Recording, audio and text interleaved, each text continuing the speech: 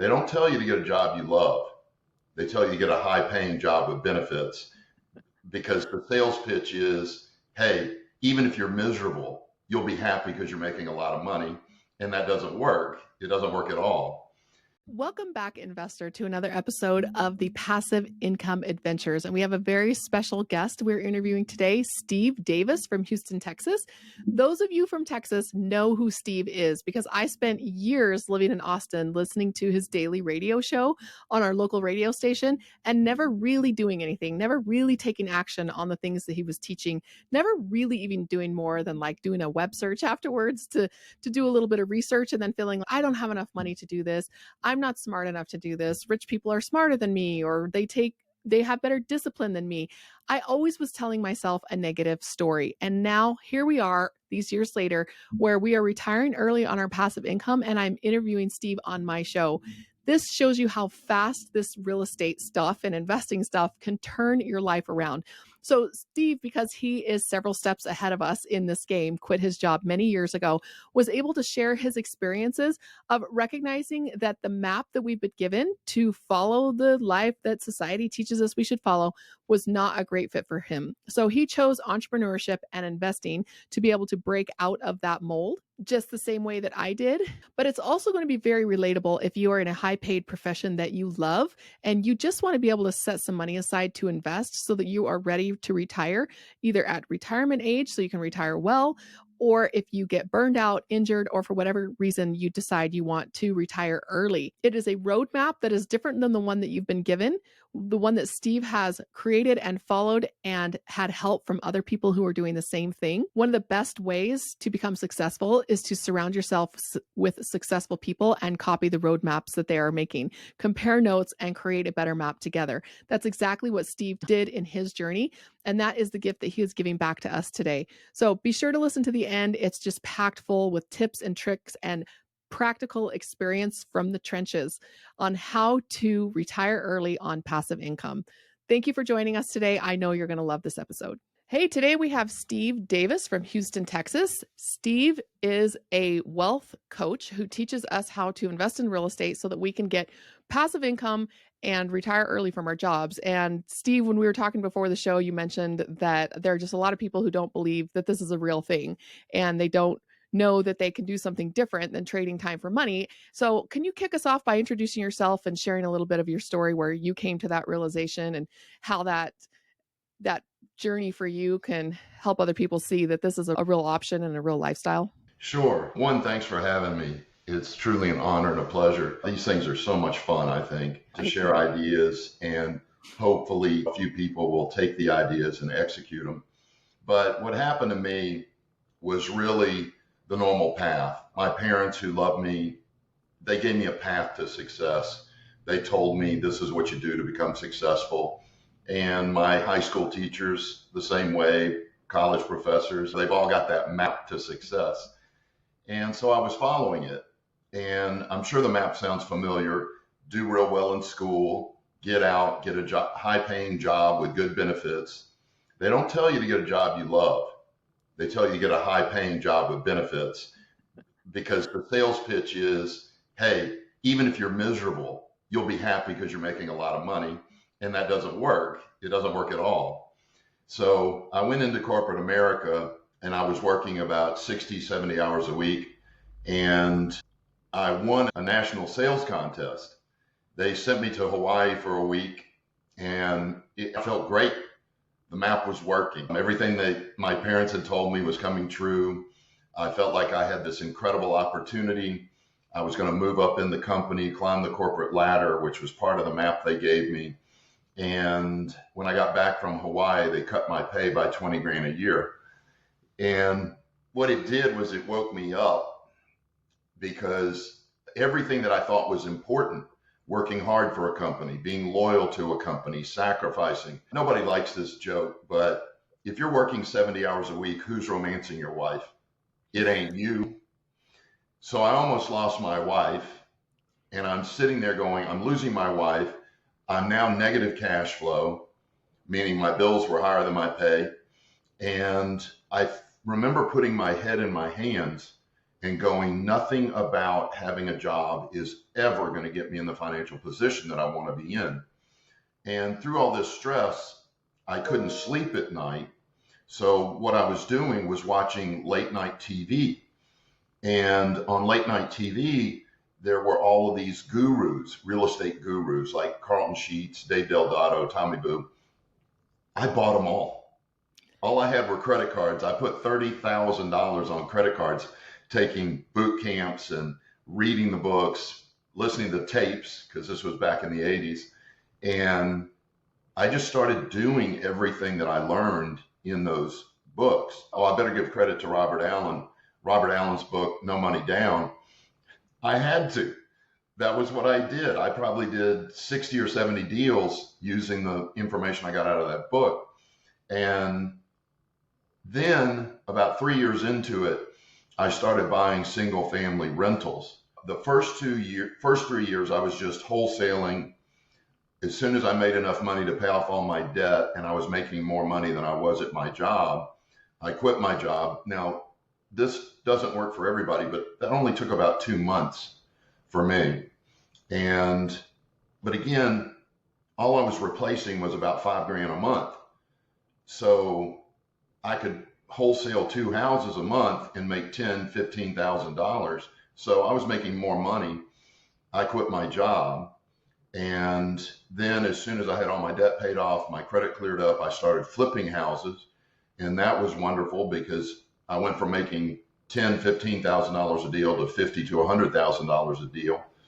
And at the end of the 3rd year, as I mentioned, I started buying single family rentals because one of my mentors crushed me for not owning anything. Wholesaling and flipping is just a job. It really is. It's even taxed as earned income. And he said, you got to be an investor. So he mentored me a little bit about that. I started buying single family houses, got to over 100 units. But then I discovered small apartments. Bought a little 10-unit apartment and got killed because what I didn't realize was that apartments run totally different from single family. Being arrogant, young, I thought, oh, if I can run 100 houses, I can run a little 10-unit apartment. Nope. Totally different. So it took me about 1.5 years to figure that out. Then I started buying every apartment complex I could find, sold all my single family. I was buying 22 units, 40 units, small things. And then this kid comes up to me and he goes, why don't you give me your money and I'll go buy a 200-unit apartment complex. Now, when I say kid, he was probably mid-20s. But there was something about him that made me believe that if I trained him, he would do it. You meet people like that, they're just go-getters. And I said, I'm going to take a chance and let's do this. 9 months later, he gave me an 85% rate of return on my money. And I said, wait a minute, I didn't do anything. I just put up the money. He did all the work. He manages the property. He found it. He negotiated it. He did the due diligence. And that was my first taste of passive investing and true business income. And it woke me up to the fact that I love to teach and I wanted to spend all my time teaching. And I didn't like running real estate. I don't like real estate. Now, all my money's in real estate. But I'm not the operator. I'm a good apartment operator. This kid was a great apartment operator. And all of the sponsors that I've invested with are great operators. So I immediately sold all of my small apartments and went completely passive. And I spend 35, 40 hours a week teaching. That's what I want to do with my life. That's what brings me happiness. And the cash flow from the real estate allows me to do really whatever I want, but it's not me. It's these sponsors that are the operators. They're the ones making the magic happen. And I ended up with about 4,000 units at one point. There's a lot to unpack in that story. Yeah. Let's start with the passive income myth, or the passive income, if we'll even call it a scam. Because most people, the reason that they don't take this opportunity that you and I have found that's basically unlocked a completely new lifestyle for us. What do you think it is that prevents most people from taking that opportunity and that fear? How do they avoid falling into some of those traps and finding legitimate sources? And I'll back up to say that when I was first looking into real estate, I had met some people in my life who were dishonest operators, spent some time in prison, and I was very soured on it Yeah. as even a teenager, watching my friends' parents going through some of these experiences with unscrupulous investors or teachers. And so I started looking them up, thinking, I know that this is got to be a real thing. And so I spent some time researching and I found a list where it was ranking real estate teachers back like Carlton Sheets. And Carlton Sheets and Bob Allen actually scored near the top of the list for they do what they say they're going to do and they deliver on what they say they're Yeah. going to deliver on, and then went downhill from there. And so you stumbled across two of the ones who actually seem to be able to deliver. Do you think that was luck, or did you buy a lot of things that you wish looking back that you hadn't bought?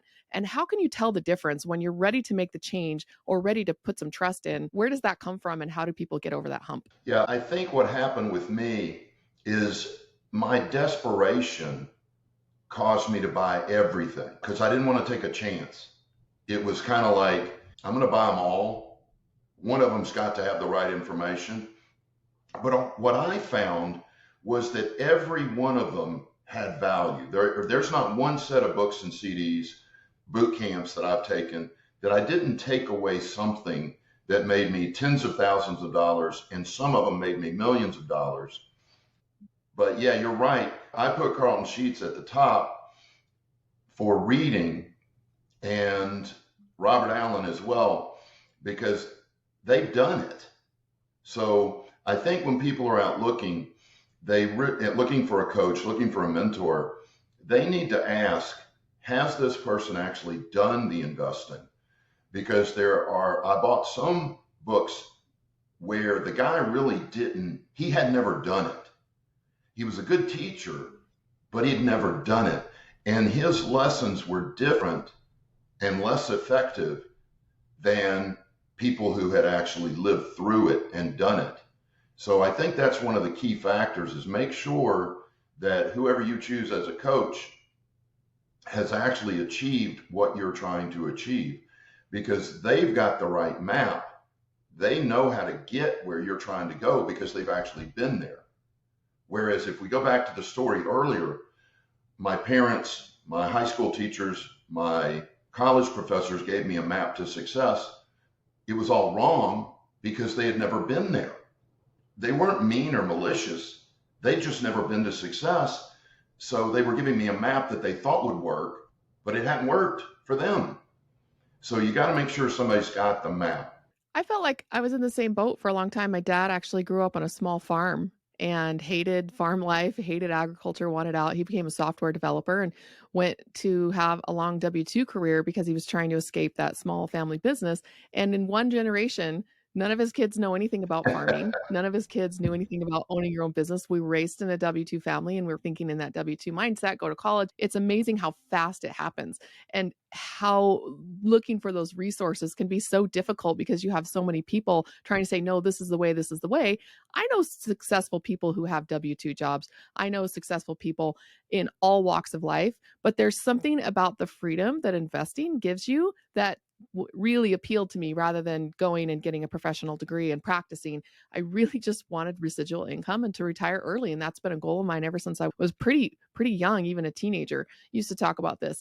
And so if you could start over again today in the modern world with all of the different types of trends going on in the economy, the different types of technology that are out there, if you could start over again, what advice would you go back and give to your young self if you could go back in time and talk to yourself starting over? It's almost a question of what did I do wrong that I would do differently. I think that the mistake was not recognizing that the people giving me my map were not qualified to give it to me. I knew my parents were struggling with money. It was awful. I remember asking for toys and them having to turn me down and that look in their face where they were so disappointed, to the point that I quit asking for stuff because it was so painful. Why didn't I pick up on that their map was obviously wrong.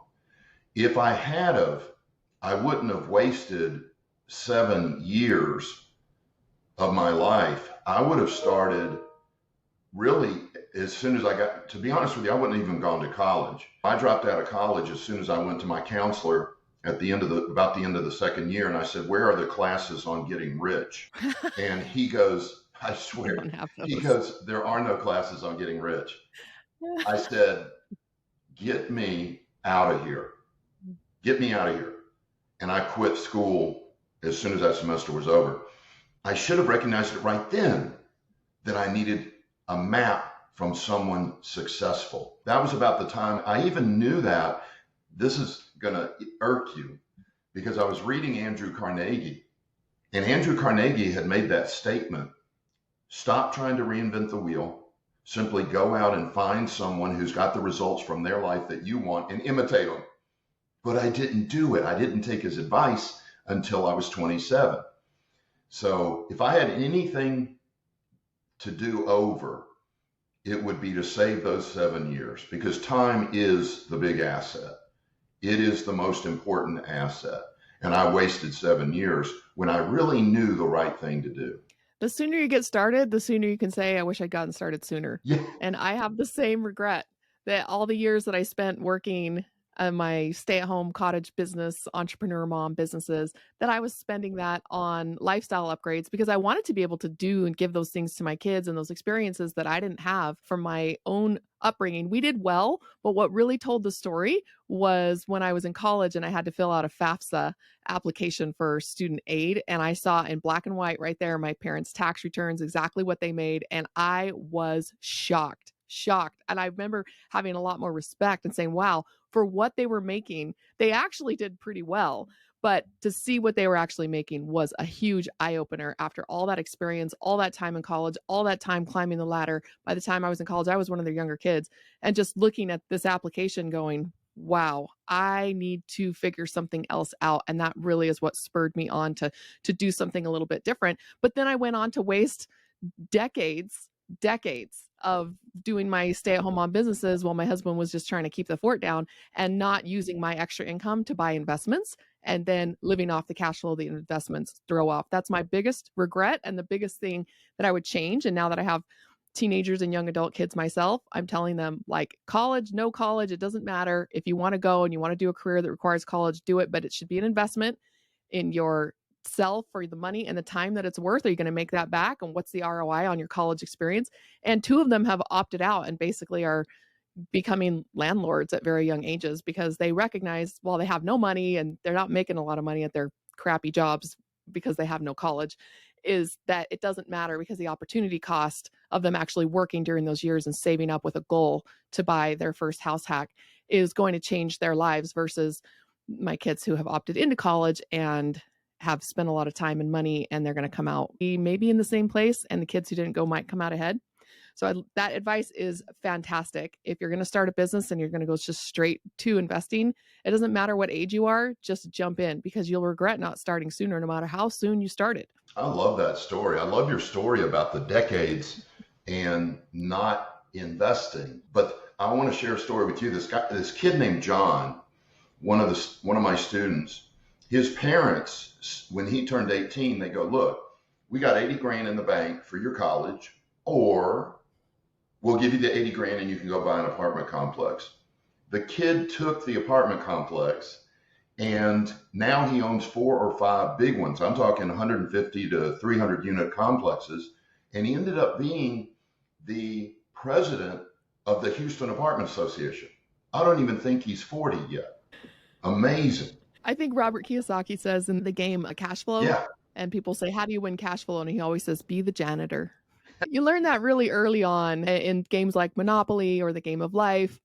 The ones who have higher expenses and debt, like student loans, it takes them longer to get to the same point. And the one who usually wins is the one who got started sooner and had a little bit more runway to start with. So like I said, even though my kids are not making that much money at their jobs because they don't have degrees, it is compounding into investments, and they're just building it up a little bit at a time, a little bit at a time. So that is some fantastic advice. And I know back from my time, we're from Austin. We lived there for 20 years. And so I have heard your voice on the radio many times. Wow. And just being able to talk to you and meet you and just go through your background and your history is a real honor, because you have the stripes and you have been doing the work back when I was still just driving baby kids around in the minivan, listening to the radio, trying to figure out how on earth am I going to get this done?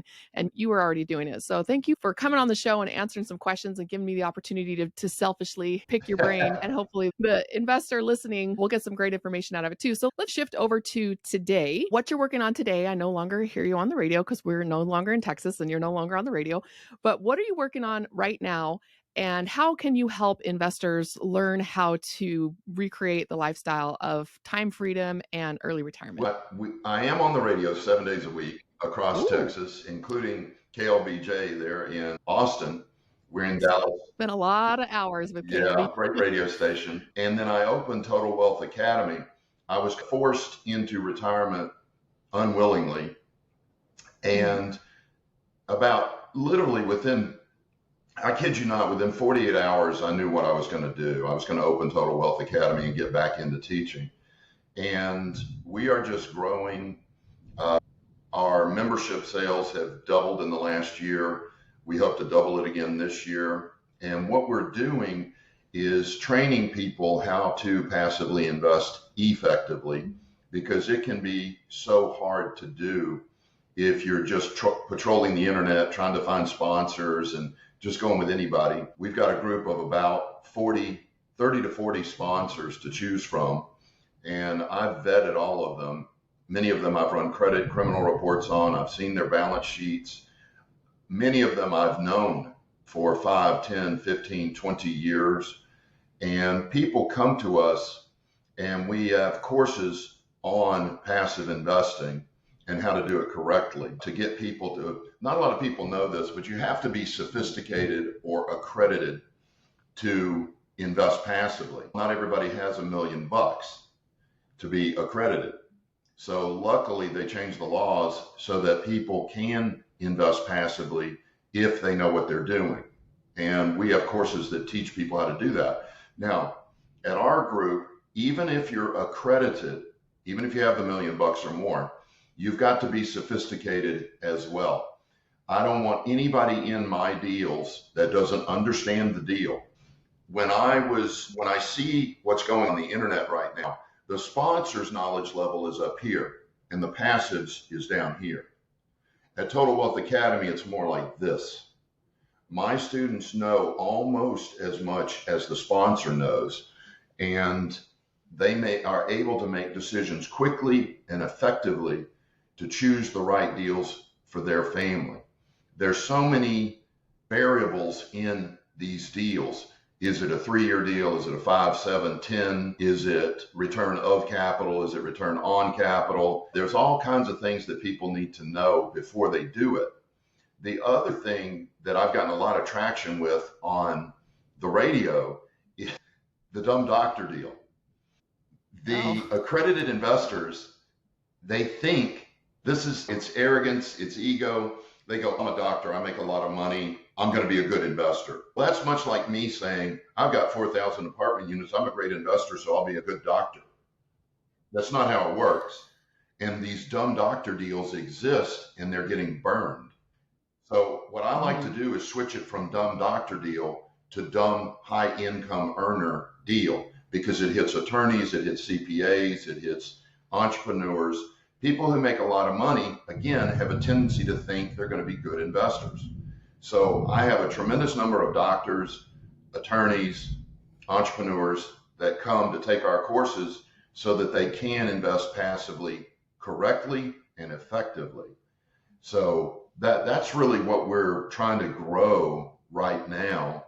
We have about 2,000 members across the United States, Canada. We have a few in foreign countries. We're buying real estate in, Arizona, Nevada, Texas, of course, Oklahoma, Alabama, Louisiana, Tennessee. There's 4 more: North Carolina, South Carolina, Georgia, and Florida. but we'll buy them anywhere. If the deal is right, if it's going to cash flow and give a good rate of return to our passive investors, we're going to buy it. Doesn't matter where it is. So anybody in the United States can take our courses. All our courses are online, and learn how to passively invest. So that's my big to-do list. If I have one thing on my to-do list, build the best passive investor club in the US. What do you tell people who don't want to spend that time up front? I always say if you want your time back later, you have to invest your time up front with some education and some learning, and that you're not the kind of person who wants to go in and say, look, Steve, I just trust you to put my money where you think it should be best. How do you help them to get to the point where they can put in a little bit of that upfront time investment so they can become decisive, confident investors rather than just wanting to say, look, just take care of this for me? Emma, I got to give it to you. Best question I've ever been asked. That is so well thought out. Man, I think what happens is people listen to me on my radio show, and they'll listen for a couple of weeks or a couple of months, and then they come to a free workshop, and that's where we give them the sales pitch to take our Saturday class. But you know what that Saturday class does? Exactly what you just described. I lay out multiple case studies so that the people in the audience go, I didn't understand 30 or 40% of that. I better take the course. So I think that's what's happening. And you're the first person to ever have verbalized it that way. That is really cool. I will use that. We have a similar issue. We run an investing club that's more like a joint venture club where people who want to be a little bit more hands-on, we pool our cash and then form basically an investment club to go out and invest in deals. And a lot of people will come into the first meeting or maybe even a couple of meetings and they eventually will bounce because they say, I feel like you're spraying a fire hose at me. And I feel the type of investor who doesn't get burned is the one who has learned the most. Risk is mitigated by the more you know, the more people you know, the more responsible and honest and trustworthy operators that you know. Each of these layers will reduce the risk. And because it's difficult, because it's hard, we have actually started more of a beginner series. It's okay, you are here, start here. But eventually you do need to get to this point to be able to confidently invest and to be able to choose the amount of money that you can afford, frankly, to go to zero.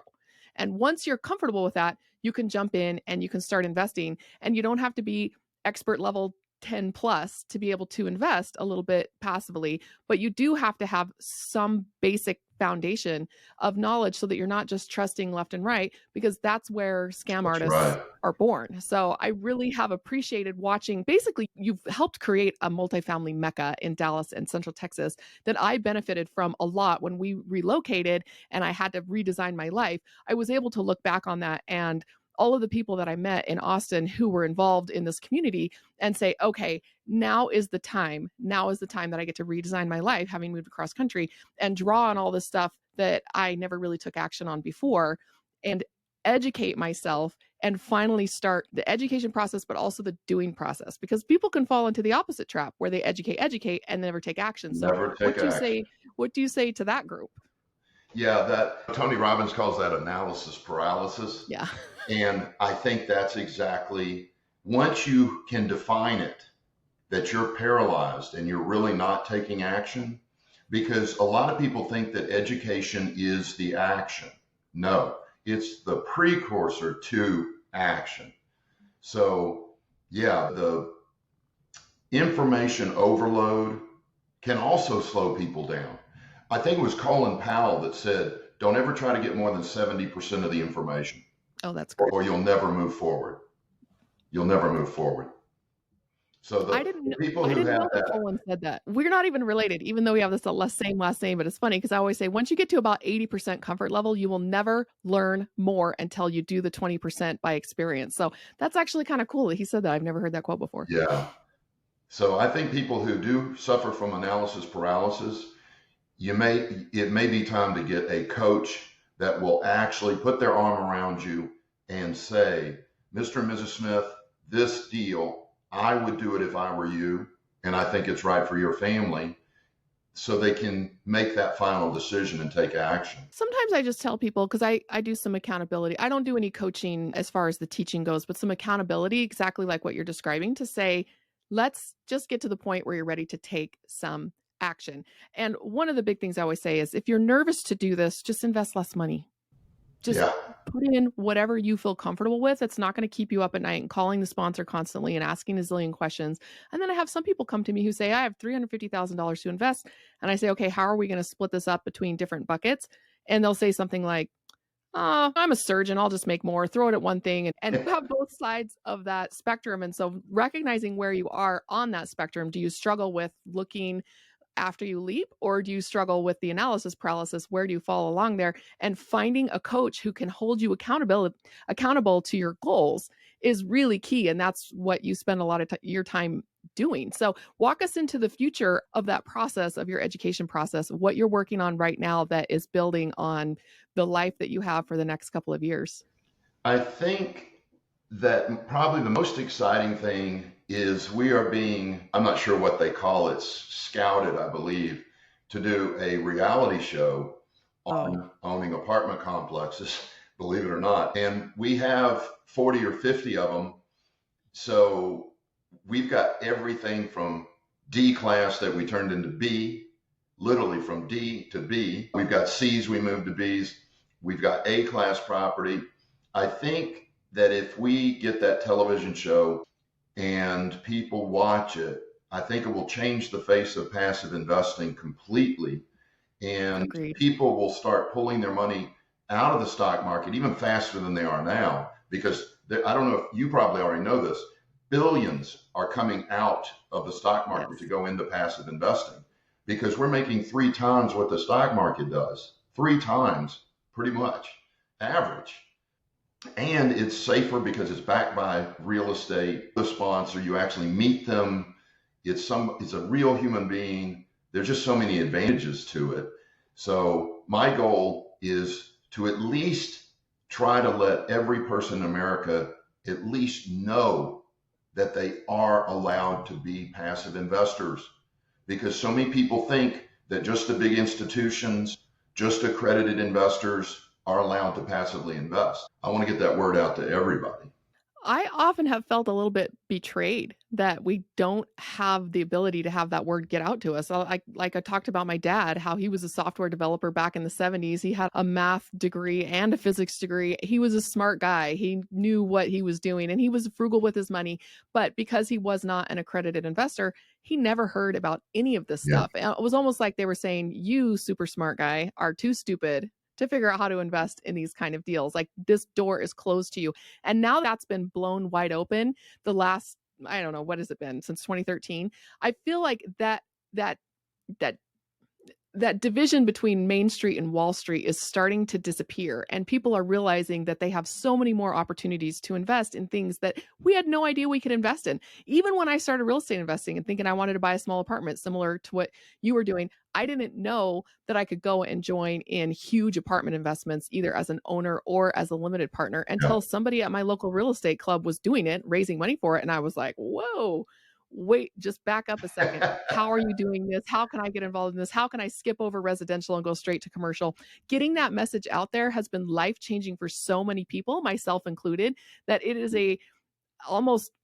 I'm going to just go out there and say it's a noble cause, because as you create more wealth and more people who are empowered to invest, they will then be able to change their lives and start thinking about other lives that they can touch. It's definitely a ripple effect, and it's definitely worthy of you spending your time doing. It's actually a really beautiful goal that you have. And I see it would have made a big difference in my family, because it's made such a big difference to my husband and me, and is making a huge difference to our kids. And that will just spread out as they go out and do good works in the world.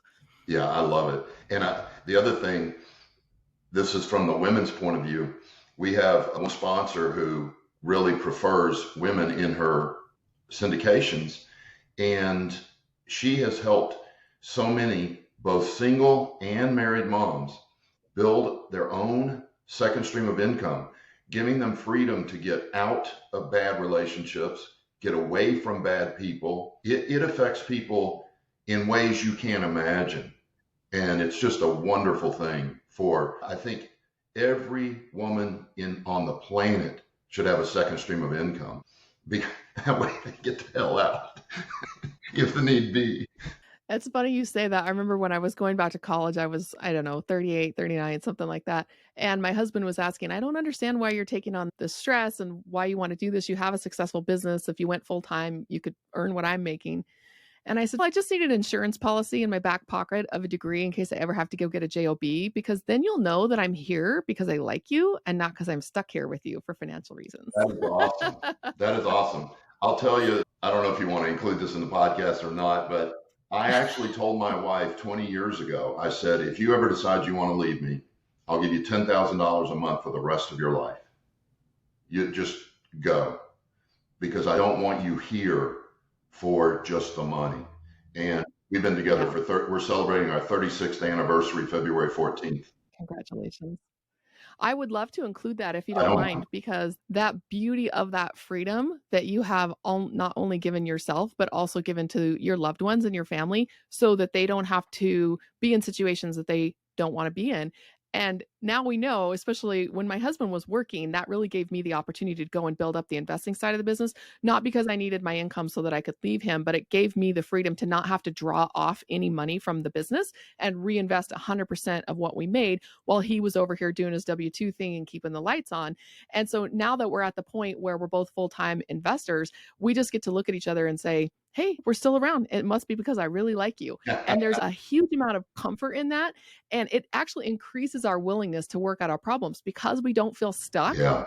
We feel more committed to saying, how great can we make this thing? So if you don't mind, I would love to include that story. That's actually fantastic. Yeah, I love it. And I love I love what you just said. There's a difference when you're there and you feel obligated is totally different when you've got complete freedom and you're there because you want to make the relationship work. You want it to grow. It's so exciting. So exciting. I told him the other day, I said, honey, we may have some problems, but we actually don't have any problems that money can't fix. Everybody's healthy. We have healthy relationships. Everything's going great. If we just threw a little more money at this or threw a little more money at that, we could fix pretty much all of our problems, which for me was a huge accomplishment to get to the point where the only serious problems that we have are things that a little more money could take care of. And that has given us the opportunity to really take time to work on ourselves, to work on our health, and to get great services and coaches and healthcare and all of that so that we could get to the point, because there are a lot of problems money can't fix. Oh, yeah. And so we were really working to get to the point where we wouldn't have problems that money couldn't fix. And that's not to say something couldn't happen. You get in a terrible car accident or a brain tumor tomorrow that we really wouldn't be able to do much about. But at the same time, knowing that your life has been set up in such a way that most of your problems or all of your problems are things that a little bit more money could take care of is incredibly calming and a secure feeling. And the opportunity to learn what you're teaching and to do this and live this lifestyle is what has given us that capacity. And it's been fast. We've only been at this for about 5 years. Wow. And it's completely turned around the way that we live and the options that we have and the options that our children have. So thank you for that. Is there anything else that you would like to share with us before we wrap up? There is one thought that came to mind earlier when you were talking about risk. I think that people need to understand that everything is risky. Everything. You cannot avoid risk. And if you're trying to avoid risk, you're actually trying to avoid life. Asking out that beautiful girl is risky. Driving to the grocery store is risky. You could get rear-ended by somebody on their phone, paralyzed for the rest of your life. Everything is risky. But like you said, education mitigates the risk. So get out there, embrace risk, and understand that everything of value on this planet is on the other side of risk. It's on the other side. You've got to take those risks. Just do what Emma said, educate yourself, mitigate the risk, and then leap. And it helps you to cope with bad things when they do happen, knowing that you did what you could possibly do to make the best decision. And then the rest of it, the 20%, you just have to leave up to circumstance and chance. And instead of just tearing yourself apart that you didn't do more or learn more, you're able to say you win some and you lose some. And that's the difference between that attitude and the attitude of, oh, I've been scammed or I've been destroyed. and how people bounce back and recover faster is knowing that they were educated, they did what they could, and sometimes circumstances are out of their control. So, Stephen, my final question that I ask every guest is, what is your next passive income adventure? Whether it's a business goal, a personal goal, can you share with us maybe a bucket list item that you're working on? I think that my next passive investment is going to be in senior living. I think that is a growth. It's almost dumb to say this. I know it's a growth industry because the baby boomers like myself are all getting older. I've had my mom in one, my mother-in-law is in one now. The rates of return on the ones that we've done at Total Wealth Academy have been phenomenal. So I'm pretty excited to move, and I've already done 4,000 apartment units. I want to start expanding into self-storage and senior living because like I said, the deals that our members are doing, the rates of return of those two have been higher than our apartment complexes. Agreed. Self-storage and the silver tsunami that's coming. My husband used to work in healthcare, and the baby boomers. And then you have us, the Gen Xers. We're what, the smallest generation? Yeah. And so we're not coming up to fill any of that. But the baby boomers are going to be around for a long time. And it's our capital as Gen Xers that are going to be funding those investments into the future while the baby boomers are still needing those facilities. So it's been a fantastic opportunity for investing, and also gives you an opportunity to just make the end years of life as good as they can be, as comfortable as they can be. And I know, watching my parents at the end of their life having great care and great facilities and great options really helped us as a family to make peace with the end of the life. So that is also something that I would love to get involved in, even just for the fact that it's impact investing, even if it didn't have great returns, which it does. So that sounds like a great adventure to be going on. And I'm sure you'll be bringing us some educational material about that through Total Wealth Academy. Absolutely.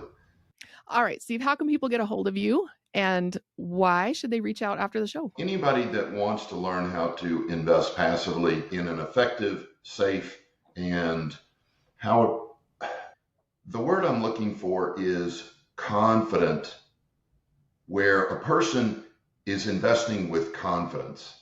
I don't want people, oh, should I do this? Shaking when they write the check. My students have confidence. They know that they're making the right decision, or the best decision that they can possibly make. So anybody that wants to learn how to do this and avoid the dumb doctor should reach out. And I think the best way is really to listen to our radio show first. Go to totalwealthacademy.com and click on the radio show tab. We podcast. I think we've got about 400 radio shows recorded. You can listen from anywhere and just see if you like what we're teaching, and we'll tell you the next steps on that radio show. Yeah, thank you so much, Steve. I know that radio show definitely changed my life. Once I had the opportunity to reflect on it and get over the analysis paralysis and take action, like I said, has really changed the course of our lives and our kids' lives. So thank you for putting out the content that you put out. Thank you so much for being on the show. It's really been an honor to talk to you. And like I said, selfishly pick your brain. And everybody, if you want to reach out to Steve, please. Education is the way that you get this job done, and it can change your life. We are both living proof of that, and we challenge you to see if you can get on the passive income train, and so that you can experience your next adventure. Thank you. Wow, I just felt like I was shaking during that episode because I was so excited for the things that Steve was talking about, because we're just on the precipice of following that same path. And the things that he was talking about, I know that we're so close to ourselves, and it's really inspiring, like I said, to be surrounded by people who are doing what you want to be doing, so that you can look at their roadmap. You can get a peek over their shoulder. So be sure to reach out to Steve after the show. He has a lot of knowledge to share in his coaching company now. And that is the whole point of investing. People always say the riches are in the niches. And while that's definitely true in investing, it's definitely the riches are in the network. People that you know and people that you surround yourself with who are doing what you want to be doing will share opportunities and deals with you. It is an abundance-minded community, and there are so many ways that you can learn and teach and be taught. So be sure to reach out and make yourself a part of Steve's network and a part of my network by contacting me at www.highrise.group, HIGHRISE.GROUP/contact, where you can book a free call on my calendar. You can book some one-on-one time for accountability challenge, and check out the deals that we have there as we are raising capital for some really amazing opportunities.